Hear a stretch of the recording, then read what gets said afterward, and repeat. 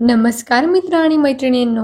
आजच्या कथेचे नाव आहे वडिलांच्या पहिल्या वर्षश्राद्धासाठी बायकोने पैसे देण्यास नकार दिला.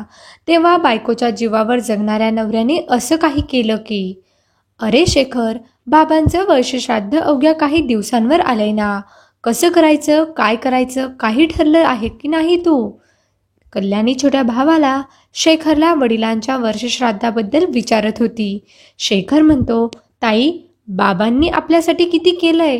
आता बाबा या जगात नाहीयेत, तर त्यांचं वर्षश्राद्ध हे त्यांच्या लौकिकाला साजेल आणि त्यांचे सर्व मित्रपरिवार नातेवाईक जमतील. एवढं मोठं तर करायलाच हवं ना. कल्याणी म्हणते, पण एवढा मोठा कार्यक्रम करायचं म्हटल्यावर किती जास्त खर्च येईल. कमीत कमी 1,00,000 रुपयाच्या घरात. आणि मला माहिती आहे तुझी कमाई एवढी नाहीये. हवं तर अर्धे पैसे मी देईन, पण अर्ध्या पैशांचं काय करशील तू? शेखर म्हणतो, ताई नको काळजी करूस, रेखा आहे ना, ती देईल पैसे. कल्याणी म्हणते, मला हीच भीती वाटत होती की तू कार्यक्रमासाठी रेखाकडे पैसे मागशील. परंतु रेखा कशी आहे हे तुलाही माहिती आहे. तिने बाबांच्या अंत्यसंस्कारासाठी जो खर्च लागला तो सुद्धा उकरून काढला होता. किती खर्च करतायत? गेलेला माणूस का एवढा खर्च पाहून परत येणार आहे का, असं म्हणाली होती ती. आणि आता वर्षश्राद्धासाठी 50,000 रुपये खर्च करणार आहे का ती? शेखर म्हणतो, हो करेल ना खर्च. तिला काय रोग आलाय? जरी ती सरकारी नोकरी करत असली तरी मी सुद्धा या घरात कामच करतो ना. जसं एका नवऱ्याच्या पैशावर बायकोचा हक्क असतो, तसा बायकोच्या पैशावर नवऱ्याचाही हक्क असतो ना. आणि मी काही घरी बसून राहत नाही. एवढे पैसे नक्कीच कमवतो की घर चालेल आणि घरची कामही करतो. ती बाहेर जाऊन काम करते तर तिचा एक ना एक पैसा मागे पडतो. ती तिच्या माहेरी पैसे लावतेच ना. मग सासरी थोडे पैसे लावले तर काय फरक पडेल? कल्याणी म्हणते, मला तर नाही वाटत ती पैसे देईल. तू बोलून पहा.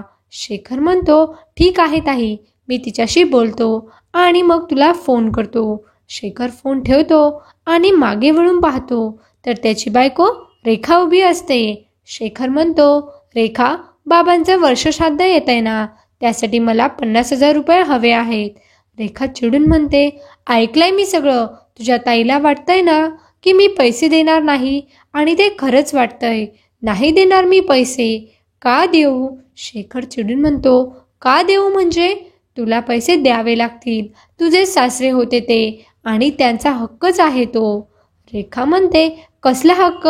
मी नाही देणार पैसे. हे पैसे माझे आहेत. रात्रंदिवस काम करून मेहनत करून मी ते कमवलेत, आणि या पैशांवर फक्त माझा हक्क आहे, दुसऱ्या कोणाचाही नाही, तुझाही नाही. शेखर म्हणतो, मग माझ्या पैशांवर बरा तुझा हक्क असतो. या घरात फुकट राहतेस, खातेस, काही काम करत नाही, मग त्याचे पैसे का देत नाहीस? रेखाला खूप राग येतो आणि ती म्हणते, आता तू या घरात माझं राहणं आणि खाणंही काढणार आहेस का? ठीक आहे, मला नाही राहायचं या घरात. मी जाते माझ्या माहेरी, माझ्या आईबाबांकडे. शेखर चिडून म्हणतो, तसंही तू नेहमी येतेच राहतेस, तिथे फक्त नावाला येतेस. आणि जेव्हापासून बाबा नाही राहिले तुला तर मोकळं रान झालंय. जा माहेरी जाऊन राहा. त्यांनाच तू पैसे लावतेस ना. पाहू किती दिवस तुला ते ठेवून घेतात. रेखाला खूप राग येतो. ती बॅग भरते आणि कायमची माहेरी निघून जाते. शेखरही खूप चिडलेला असतो. सरकारी नोकरीचा पैसा आणि माज रेखाला आलाय. एक दिवस तो नक्की उतरेल असा विश्वास त्याला वाटतो. पण आता बाबांचं वर्षश्राद्ध कसं करायचं? 50,000 रुपये कसे जमवायचे? हाच प्रश्न त्याच्यासमोर असतो. शेखर अनेक लोकांकडे उसने पैसे मागतो, पण त्याला कुठेही पैसे भेटत नाही. त्यामुळे त्याला खूप वाईट वाटतं. वडिलांसाठी आपण एवढंही करू शकत नाही याचं त्याला खूप दुःख होतं. तर दुसरीकडे रेखा तिच्या माहेरी पोहोचते. परंतु तिच्या माहेरी तिच्या आईबाबांबरोबर तिचा भाऊ आणि मोठी वहिनी राहत असतात. जरी रेखा सरकारी नोकरी करत होती, तिला भरमसाठ पगार होता, तरीसुद्धा तिचं असं घरी आलेलं तिच्या वहिनीला काही आवडलं नव्हतं आणि ती रेखाकडे वाकड्या नजरेने पाहायची. आईबाबा रेखाला विचारतात, काय झालं? तू अशी अचानक का निघून आलीस? तेव्हा रेखा सांगते की माझ्या पैशांचा तो नुसते गैरवापर करत असतात. मी मेहनतीने पैसे कमावते ना, मग मी त्यांना ते वर्षश्राद्ध वगैरे कार्यक्रमासाठी का द्यायचेत पैसे? मी ते पैसे माझ्यासाठी ठेवणार, तुमच्यासाठी ठेवणार. रेखाची वहिनी म्हणते, आमच्यासाठी कोणता पैसा खर्च करतात तुम्ही? फक्त आईबापासाठी तर करता. आम्हाला 1 रुपयाचाही फायदा नाही तुमच्या पैशांचा. हे ऐकून रेखाला खूप राग येतो. रेखा आणि तिच्या वहिनींमध्येच भांडण सुरू होतं. आजपर्यंत मी तुमच्यासाठी काय काय केलंय याचा पाढा रेखा वाचते. जर तुम्ही जे केलं ते तुमचं कर्तव्य होतं, उपकार नाही केले, असं म्हणून रेखाची वहिनी तिला उत्तर देते आणि या दोघींमध्ये जंगी भांडण सुरू होतं. रेखाचा भाऊ बायकोचा बैल असतो आणि तो बायकोची बाजू घेतो. तो रेखाला म्हणतो, तू येथे कशाला आलीस? आम्ही किती सुखात होतो, तू येथे आलीस आणि घरात भांडायला सुरुवात झाली. जा तुझ्या नवऱ्याच्या घरी, परत येथे यायची गरज नाही. हे ऐकून रेखाला खूप राग येतो आणि ती चिडून म्हणते, दादा, हे माझ्या आईबापाचं घर आहे, तू मला घराबाहेर नाही काढू शकत, त्यामुळे गप्प राहायचं. रेखा तिच्या माहेरी येऊन राहिल्यापासून घरामध्ये चांगलाच तणाव निर्माण होतो. रेखाचा भाऊ आणि वहिनीला ती घरात बिलकुल आवडत नाही. तर आईबाबासुद्धा तिला समजवण्याचा प्रयत्न करतात की लग्नानंतर मुलीचं खरं घर तिच्या नवऱ्याचं असतं, तिचं सासरच असतं, तू जा परत. परंतु रेखा मात्र कायमचं घर सोडून आलेली असते आणि तिला आता शेखरच्या घरी परत जायचं नसतं. आता आपण आपल्या बाबांच्या घरी आलो आहोत तर खूप आनंदित राहू, मजेत राहूत असं तिला वाटत असतं. परंतु रेखाच्या दादा आणि वहिनीमुळे तिचा एक एक दिवस हा नरकासारखा होतो. सकाळी उठल्यापासून रात्री झोपेपर्यंत घरात वादविवाद, टोमणे हे चालूच असतात.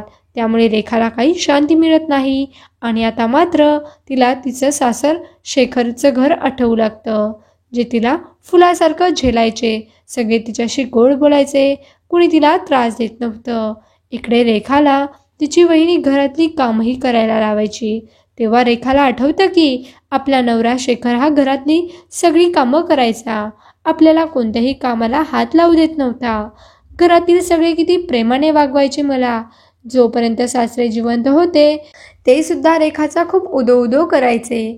त्यामुळे घराची भरभराट झाली आहे असं म्हणायचे. आणि त्या सासऱ्यांच्या वर्षश्राद्धासाठी आपण पैसे देत नाही आहोत, आपण भांडून तिथून निघून आलो, या सर्वाचा तिला खूप त्रास होत होता.